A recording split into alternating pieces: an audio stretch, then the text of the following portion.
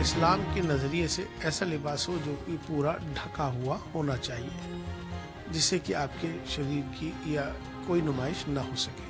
Nobody should interfere into anybody's personal life, first of all.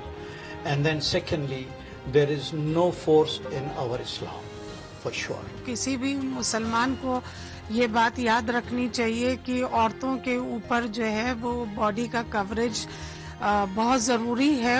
आखिर उनको क्या अधिकार है कि वो किसी भी महिला पे टिप्पणी करे कि वो क्या पहने, कैसे जिए, क्या खाए, कितने बच्चे पैदा करे। हमारे भारतीय संस्कार में लिबास हमेशा से ढका हुआ होता था। औरतें बाकायदा पल्लू से पूरा ढकना, साड़ी का जो भी कॉन्सेप्ट है वो पूरे शरीर को ढकता है। You know, people do react and try and impose their personal beliefs on others. It is sad. उनको तो एक मुसलमान होने के बाद जब उनको इतनी तरक्की मिली तो उनको अल्लाह का शुक्र अदा करना चाहिए और हर वक्त अल्लाह को नज़र में रखते हुए कम से कम इस बात का ख्याल रखना चाहिए कि उनकी वाइफ जो हैं वो इस तरह से खुलेआम और ऐसे ड्रेसेस में ना आए और ना photo खिंचवाएं। I think people should learn to look into themselves first before they point fingers at others. इस्लामी नुक्ते नज़र आप अगर मुझसे पूछेंगे तो ये बहुत गलत है। किसी भी औरत को इस्लाम में इस तरह से खुलेआम इस तरह के ड्रेसेस पहन के घूमने की बिल्कुल भी इजाज़त नहीं है। कि हम अगर लिबास पर जबरदस्ती करेंगे तो इस्लाम ने तबलीग का हुक्म दिया है, समझाने का हुक्म। अब सभी क्या पहनेंगे और उनकी वाइफ क्या पहनेंगी, ये फैसला जो है मुसलमान नहीं कर सकते। नमस्कार, प्राइम टाइम में मैं कादम्बिनी शर्मा हूं आपके साथ। सोशल मीडिया दोधारी तलवार है, खासकर सेलिब्रिटीज के लिए, जाने माने लोगों के लिए भी। क्रिकेटर मोहम्मद शमी ने फेसबुक पर अपने परिवार की तस्वीर डाली। उनकी पत्नी हसीन जहां ने एक ड्रेस पहन रखा है इस तस्वीर में, लेकिन इस पोशाक को लेकर उन पर भद्दी टिप्पणियां की गईं। कुछ ने मोहम्मद शमी को उनके मजहब का हवाला दिया और कुछ ने पूछा कि उनकी पत्नी ने हिजाब क्यों नहीं पहना है। वैसे ये कोई पहला मौका नहीं है जब ऐसी बातें की गई हों। टेनिस स्टार सानिया मिर्जा के खिलाफ फतवा तक जारी कर दिया गया था। मोहम्मद शमी ने ट्विटर के जरिए इन सब का सधा हुआ जवाब दिया। बड़ी संख्या उन लोगों की भी रही जो मोहम्मद शमी के साथ खड़े नजर आए। जो हुआ वो इसलिए अहम नहीं कि भारत के तेज गेंदबाज की पत्नी के बारे में ऐसी बातें की गई, बल्कि इसलिए अहम है कि अगर इसे बिना विरोध जाने दिया गया तो उन औरतों का क्या जिनके साथ मजबूती से खड़े होने वाले लोग नहीं, जिन्हें अपना हक पता नहीं। और आखिर महिलाओं पर ही सवाल क्यों, ऐसी पाबंदियां क्यों? पाबंदियां और कंट्रोल के जरिए क्या ये राजनीति नहीं है? इसी पर चर्चा हमारे खास मेहमानों से। सबसे पहले आपको परिचय करवा देते हैं हमारे मेहमानों से। यहाँ पर दिल्ली स्टूडियो में सबसे पहले बता दें कौन कौन हमारे साथ हैं। शमीना शफीक हैं, पूर्व सदस्य हैं महिला आयोग की। मौलाना मकसूद उल हसन काज़मी हैं, चेयरमैन हैं इमाम काउंसिल ऑफ इंडिया के। आरफा अनीश हैं, यंगस्टर हैं, स्टूडेंट हैं एमफिल की दिल्ली यूनिवर्सिटी में। और अतुल वासन जुड़ रहे हैं हमारे साथ, पूर्व क्रिकेटर हैं। सबसे पहले शमीना जी, मुझे लगता है कि इस एक चीज़ पर, इस तरह की टिप्पणियों पर हमने कितनी बार बातें की होंगी, लेकिन कोई बदलाव नहीं है। बदलाव नहीं आने वाला कादम्बिनी, क्योंकि बदलाव लाने के लिए ना तो सिस्टम सीरियस है ना समाज सीरियस है। एक वन ऑफ द इंसिडेंसेस होता है, हम सब बैठकर चर्चा करते हैं और फिर हम भूल जाते हैं उस इंसिडेंस को। फिर कोई और महिला किसी भी फेद की, किसी भी रिलीजन को मानने वाली, कहीं पर भी घूमने वाली, कहीं पर भी काम करने वाली, उसके ऊपर इस किस्म की टीका टिप्पणी होती है। जब तक मानसिकता नहीं बदलेगी तब तक ये बदलाव नहीं आएगा। और मानसिकता बदलने के लिए हमें 2-3 चीज़ों पर काम करना पड़ेगा। पहली बात, जैसा कि आपने कहा कि इनके ऊपर जो जिस किस्म से भद्दी टिप्पणियां की जा रही हैं उसको कंडेम करना इसलिए ज़रूरी है क्योंकि यहाँ बात मजहब की नहीं है। यहाँ बात है कि एक औरत क्या खुद मुख्तार नहीं है कि वो किस तरह के कपड़े पहने। ठीक है, इस्लाम में ये बात बिल्कुल बिल्कुल जायज़ है कि इस्लाम में कहा गया है कि औरत का जो जिस्म है वो पूरी तरीके से ढका हुआ होना चाहिए। और ये बात अगर वो अहले इस्लाम है तो वो भी जानती हैं और मोहम्मद शमी भी जानते हैं। मगर अगर शौहर की इजाज़त के साथ अगर बीवी अपने मर्जी के कपड़े पहने हैं और उसको कोई उस पर एतराज़ नहीं है तो मुझे नहीं लगता है कि समाज को किसी को एतराज होने की जरूरत है।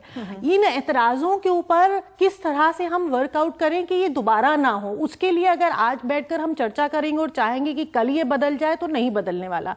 इसके लिए हमें जरूरत है कि हम अपने एजुकेशन सिस्टम को बदलें। हम वहां पर बताएं कि औरत और मर्द में फर्क बेशक है, क्योंकि ऊपर वाले ने बनाने में हमें अलग बनाया है, मगर हमारे जो हुकूक हैं, हमारे जो अधिकार हैं, चाहे वो कॉन्स्टिट्यूशन ने दिए हो, वो एक सा है, बराबर हैं। जिस तरह से एक मर्द को कोई ये नहीं बताता कि आप किस तरह से कपड़े पहनेंगे, कब आएंगे, कब जाएंगे, क्या खाएंगे, क्या पिएंगे, कितनी शादियां करेंगे, कितनी बार डिवोर्स देंगे, कितना आप औरत को इजाजत देंगे और नहीं देंगे, उसी तरीके से एक औरत को क्या हक नहीं है। मगर जहां बात औरत की आती है वहां ये कह दिया जाता है कि नहीं, ये औरत है, ये वीकर सेक्स है, सो कॉल्ड। सो इसलिए जब तक हम पहली बात तालीम, एजुकेशन, जो बच्चे हमारे, क्योंकि हमारे और आपकी उम्र में कादम्बिनी, मैं मानती हूं हम लोग नहीं बदलने वाले, तो हमारे और आपकी उम्र पे अगर हम काम भी करने की कोशिश करेंगे तो हम लोग ये बहसा बहसी करके बात खत्म कर देंगे। अगर हमें बदलाव चाहिए और आने वाले 5 साल 6 साल में चाहिए, अधिकतर जो लोग इस तरह की चीजें कह रहे हैं वो मुझे लगता है कि शायद उम्र दराज भी हैं जरा, और जैसा आपने भी कहा कि बदलना मुश्किल है। जो यंगस्टर्स हैं, हमारे साथ यहाँ पर आरफा भी मौजूद हैं। आरफा, जब आप इस तरह की चीजें देखती सुनती हैं, आप एमफिल कर रही हैं DU से और काफी ऊंचे दर्जे तक पढ़ाई आप कर रही हैं, आपको लगता है कि ये जो इस तरह की चीजें जो हैं वो औरतों के लिए, और मैं औरतों भी नहीं कहूंगी, मैं कहूंगी किसी भी इंसान के लिए, क्या ये जस्टिफाइड है? मुझे लगता है कि मतलब आप बेसिकली जस्टिफिकेशन का क्या कह रहे हैं कि नहीं, मतलब जिस तरह से पाबंदियां लगाई जाती हैं, क्या आपको लगता है कि ये सही है? नहीं, मुझे लगता है कि जैसे शमीना जी ने भी बोला कि अगर मर्द, उसका जो हस्बैंड है, वो अगर अग्री कर रहा है कि वाइफ को ऐसा पहनना चाहिए, वो पहन रही है, उसकी मर्जी के तहत पहन रही है, तो पहन सकती है। पर मैं उससे डिसअग्री करूंगी। मुझे लगता है कि क्यों कोई औरत को पैट्रोनाइज क्यों करे, क्यों वो ये बोले कि तुम्हें ये करना, मतलब उसका अपना राइट नहीं है कि उसको क्या करना है, क्या नहीं करना है। ठीक है, आई मीन, और मुझे लगता है ये पूरा मुद्दा इज नॉट अबाउट किसी पर्टिकुलर मतलब सोशल रिलीजियस कम्युनिटी का कि मुस्लिम्स में ऐसा, this is across boundaries. I mean, if you see people from Khap panchayat का क्या है कि मतलब जिस तरह के वो ऑर्डर्स देता है, अगर आप वो देखेंगे, या फिर आप देखेंगे किस तरह से दलित वुमेन को स्ट्रिप करा जाता है नेकेड एंड ऑल दैट, तो अगर आप उस वक्त इफ यू वोंट सी उसको रिलीजियस लेंसेज से, यू विल फाइंड कि दोनों में कोई फर्क नहीं है। ठीक है, तो व्हाट आई फील कि यहाँ पे ये मुद्दा बिल्कुल भी नहीं है कि हम डिमोनाइज कर रहे हैं किसी पर्टिकुलर रिलीजन को।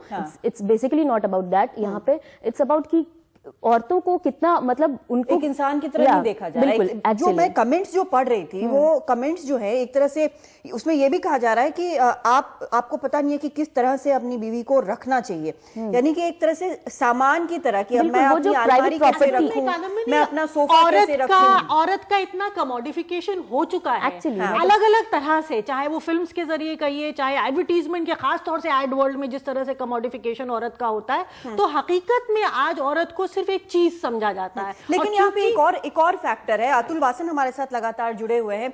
अतुल, जिस तरह से यहाँ पर एक क्रिकेटर की पत्नी है, क्रिकेटर्स जो हैं, जो भारत की तरफ से खेल रहे हैं, एक अलग लाइफस्टाइल है, एक अलग तरह का प्रेशर है, उसमें जब इस तरह की चीज जुड़ जाती है तो एक खिलाड़ी के मानसिक हालात जो हैं वो कैसे होते हैं? क्योंकि ऐसे ही परिवार के साथ रहने का कम मौका मिलता है, लगातार यहाँ पर खेल चलता रहता है। क्रिकेट तो यहाँ पर बिल्कुल अलग ही धर्म है, यहाँ तो उसमें ब्रेक तो बहुत कम होता है। जब एक अपने साथ, अपने परिवार के साथ फेसबुक पर एक पर्सनल फोटो, खुशी का लम्हा डाल रहे हैं और इस तरह की चीज आती है, क्या असर होता है?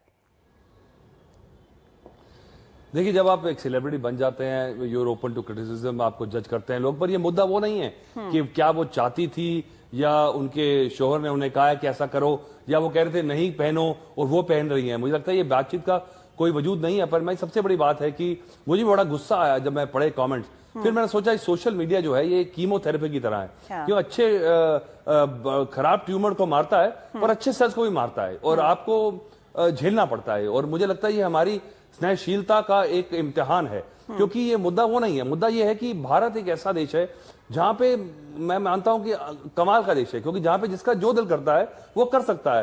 हिंदुइज्म में भी आपको घूंघट रखना चाहिए। अगर आप पुराने वेदों में चले जाएं तो अगर वो जो बातें वहां लिखी हैं अगर वो फॉलो करेंगे तो यहाँ एनार्की हो जाएगी। तो मुझे लगता है कि जिसको जो करना है उसको आप अपने घर में, अगर आपको जो दिल कर रहा है, और ये इशू जो है क्योंकि हमारी टॉलरेंस के ऊपर सवाल है, क्योंकि हम टॉलरेट करते चले आ रहे हैं, शाहबानो केस से लेके अब तलाक का इशू है, या अगर आप चाहते हैं तो शरिया लॉ लगा दें, पर ये पर्सनल चॉइस है और हमारे पास इंडिया में ये चॉइस है, बाकी देशों में नहीं है। क्या आप एंग्लो इंडियन पार्टी पाकिस्तान में कर सकते हैं? नहीं कर सकते, पर यहां आप कर सकते हैं। तो इस बात की ब्यूटिफिकेशन को छोड़ के अगर आप एक चीज को आप अपने कीचड़ में उतारेंगे, कई लोग तो ऐसे हैं, और उनको ये समझना चाहिए कि आपका जो डॉगमा है, आप जो चाहते हैं वो घर में करें, अपनी शौहर और अपनी महिलाओं से करवाएं, पर आपको क्या राइट है, क्या हक है कि दूसरे के बारे में ऐसे बोले? आप क्यों अपना डॉगमा उनके ऊपर थोपना चाहते हैं? ये बड़ा क्वेश्चन है, और ये सोशल मीडिया अलाउ करता है लोगों को अब करने में लिए। तो ये क्वेश्चन है, मुझे लगता है कि हाँ, ये शायद दोनों तरह से वर्क करता है, शायद दोनों तरह से करता है, क्योंकि अभी जो हम देख रहे हैं एक तरह से जहां हमले भी हुए हैं वहीं बहुत सारे लोग सामने भी आए। मौलाना साहब, सबका अपनी व्यू सुना है, इस पर क्या कहेंगे? देखिए, पहली बात तो मेरा कहना यह है कि एक राई का फावड़ा, सुई का फावड़ा बनाया जा रहा है। ये एक छोटा सा इश्यू है, और जिन लोगों ने कमेंट्स किए हैं, मैंने देखा उसमें कोई थ्रेट या कोई गाली गलौज तो उसमें कोई नहीं है। और ये बात भी वेरीफाई करने की जरूरत है कि ये लोग हैं कौन। उसमें फेक लोग भी होते हैं, कुछ टारगेट करने के लिए भी होते हैं किसी धर्म को, लेकिन आप इससे एक पूरा अटैक कर रहे हो कि इस्लामिक पॉइंट ऑफ व्यू भी हम नहीं रखें। हम अगर मस्जिद में ये कहते हैं कि मुस्लिम औरतों को डिसेंट, मुस्लिम औरतें मर्द और औरत दोनों को डिसेंट लिबास पहनना चाहिए और उनके बॉडी पार्ट्स ना दिखें, ये कहा जा रहा है, तो आप इसका बतंगड़ क्यों बनाया जा रहा है, एक हवा क्यों बनाया जा रहा है? आप कह रहे थे कि मर्दों के लिए भी, देखिए ये अजीब बात है कि एडवर्टीजमेंट में कार में एक औरत को उसको कितना बड़ा कैसे दिखाया जाता है, वो स्कर्ट्स में दिखाई जाती है, लेकिन एक आदमी को दिखाया जाता है तो टॉप टू टाई पूरा एक एक चीज उसका ढके हुए होती है, सिर्फ बगैर उसके चेहरे के। तो सवाल ये है कि मर्द को इसी तरह से क्यों नहीं दिखाते एडवर्टीजमेंट में? या आपके न्यूज एंकर स्लीवलेस गाउन पहनकर क्यों नहीं आते? उनके लिए मेरा कहना यह है कि दुनिया में मर्द और औरत को डिसेंट लिबास पहनना चाहिए। मर्द तो पहन रहे हैं, वो मस्जिद तक पहनते हैं, उनको ऑफिस से बाहर कर दे। दो तीन चीजें। एक तो जहां तक गाउन का या लिबास का सवाल है, ठीक है, तो वो मौके के हिसाब से होता है। यहाँ पर जो हम तस्वीर देख रहे हैं मोहम्मद शमी की, मुझे लगता है कहीं बाहर गए हैं, किसी पार्टी की तस्वीर है जहां पर उन्होंने ये तस्वीर पहनी है। दूसरा, हम जो यहाँ पर जो सुन रहे थे, कई जो जानकार हैं वो ये कह रहे हैं कि थोपना जरूरी नहीं है, समझाया जा सकता है। इसको ये थोपा जाया ही नहीं रहा है। हाँ। ये एक सिर्फ प्रीचिंग टाइप की कुछ वर्ड हैं। हाँ। और वो मुझे हक दिया है मेरे देश ने, मेरे देश के कानून ने, मेरे देश के संविधान ने, और ये हर धर्म के लोग प्रीचिंग करते हैं। हाँ, कुछ लोग अगर किसी घर पे जाकर के अटैक करते हैं, उनको गाली गलौज करते हैं, तो ऐसे लोगों के खिलाफ कानून काम करे। क्या हमें इंतजार करना चाहिए कि किसी के घर पर जाकर अटैक हो या किसी कोई आदमी इस्लामी बात कह दे तो उसकी गर्दन काट दो? नहीं, ये इस्लामी बात कोई इस्लाम, अगर आप मुझसे पूछते हो तो मैं तो यही बताऊंगा ना, एक जूरी से एडवाइस देता है नहीं, एक वकील एडवाइस देता है नहीं, एक एडवाइस की तरफ रखिए। लोगों ने एडवाइस नहीं दिया, एडवाइस दिया, ये सिर्फ एडवाइस ही है। आप देखिए, मेरा कहना यह है कि इस देश में औरतों के बहुत अहम मुद्दे हैं। इस देश में शराब पी करके औरतों को मारा जाता है, जलाया जाता है डोरी के लिए। इस देश में फीमेल बच्चों को किल किया जाता है मां के पेट में। इन इश्यू ये इमीडिएट फोकस चाहिए, लेकिन ये मीडिया और कुछ लोग रियल इश्यू से तवज्जो हटा रहे हैं। ना कोई तवज्जो नहीं हटा रहे, ये भी इम्पोर्टेंट है। शमीना जी, जो इन्होंने कहा बिल्कुल सही कहा कि इस देश में महिलाओं से संबंधित और बहुत बड़े बड़े मुद्दे हैं, बहुत बड़े बड़े मुद्दे हैं। हर मिनट एक महिला के ऊपर हिंसा हो रही है। अभी हमने देखा पंजाब में 9 महिलाओं के ऊपर एसिड फेंक दिया गया। मगर सवाल ये उठता है कि अगर वो इतने अहम मुद्दे हैं तो ये भी एक बहुत अहम मुद्दा है कि मैं एक इंसान हूं पहले, मैं बाद में किसी रिलीजन को फॉलो करने वाली हूं। ऊपर वाले ने, अल्लाह ने हमको पहले इंसान बनाकर पैदा किया है। हमारी अपनी इंडिविजुअल चॉइसेस हैं, हम क्या खाएंगे, हम क्या पिएंगे, हम कैसे रहेंगे, हम क्या पहनेंगे, क्या ओढ़ेंगे। जो अहले इस्लाम है उसे मालूम है इस्लामिक प्रिंसिपल्स की तरह की वजह की तरह से क्या पहनना ओढ़ना चाहिए। सवाल ये उठता है, अगर वो सब जानते बूझते कोई शख्स पहनकर अपनी फोटोग्राफ सोशल मीडिया पे पोस्ट कर रहा है और उस पे, जैसा आपने कहा कि हिंदुस्तान में बोलने की आजादी है, ठीक है, बोलने की आजादी है, किसी ने वहां पर बेहुदे भद्दे कमेंट्स लिखे, तो बोलने की आजादी हम लोगों को भी है।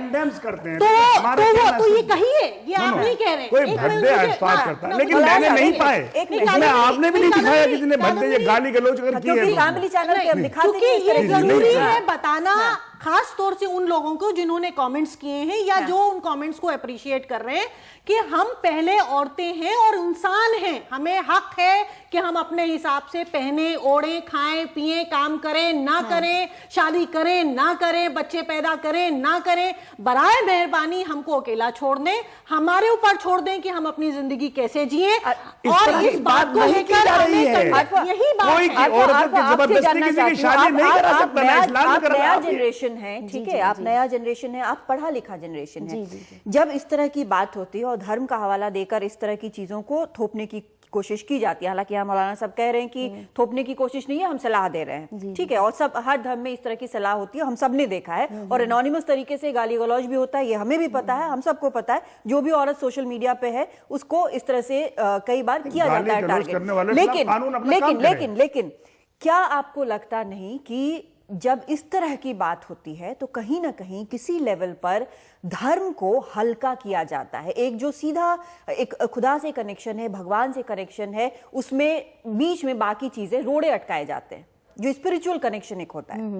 जी, बस मुझे यही लगता है कि ये मतलब वही, जैसा कि मैं पहले कह रहे थे, क्रॉस रिलीजन जो है, मतलब ये सैंक्शनड है रिलीजियसली कि मतलब आप वुमेन का जो फ्रीडम ऑफ चॉइस का बात है कि वो क्या मतलब अपने लिए क्या डिसाइड करती है, अपना उसका चॉइस क्या है बेसिकली, चाहे वो चॉइस किसी चीज को भी लेकर हो। हम we are like intolerant about choices if it comes to minorities, if it comes to women, if it comes to orientation.